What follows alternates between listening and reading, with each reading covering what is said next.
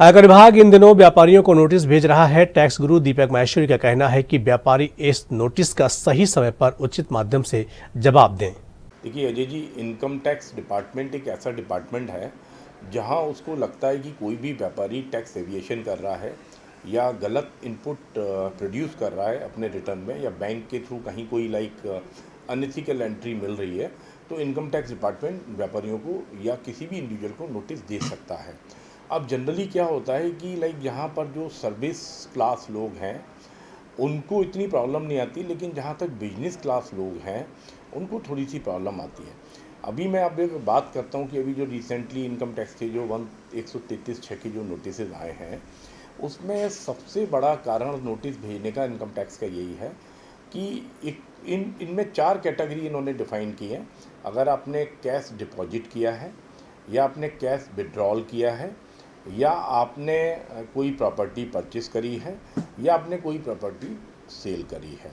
अब जब आपको पता है कि आपने प्रॉपर्टी परचेस करी है, सेल करी है, तो इसमें कुछ लोग क्या करते हैं कि कैश डिपॉजिट अपने अकाउंट में कर देते हैं, या कहीं उन्होंने सेल करी है तो उसकी भी डिपॉजिट कर देते। तो मेन प्रोसेस ये है कि आप जब इनकम टैक्स का कोई भी नोटिस आ रहा है तो उसको सीरियस लेना पड़ेगा आपको, और उसका प्रॉपरली जवाब देना पड़ेगा। जवाब में मैं आपको बता दूं, अगर जैसे 133(6) की नोटिस की मैं बात करता हूं, अगर आपने इसकी कंप्लाइंस नहीं करी तो इसमें सेक्शन 272A में 10,000 रुपये की पेनल्टी है।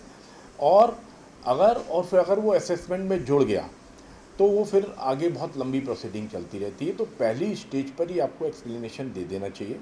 सपोज़ करिए आपने कोई कैश डिपॉजिट किया है, तो कैश डिपॉजिट किस सोर्स से आया है, कहाँ से आया है, क्या है वो। और इसमें सबसे बड़ा इंपॉर्टेंट चीज़ है कि गवर्नमेंट ने किया है कि ऑनलाइन रिप्लाई देना है आपको, और वन टाइम आपको सारे एविडेंस के साथ उसको प्रोड्यूस कर दीजिएगा, जिससे कि आने वाले टाइम में आपको प्रॉब्लम नहीं आएगी।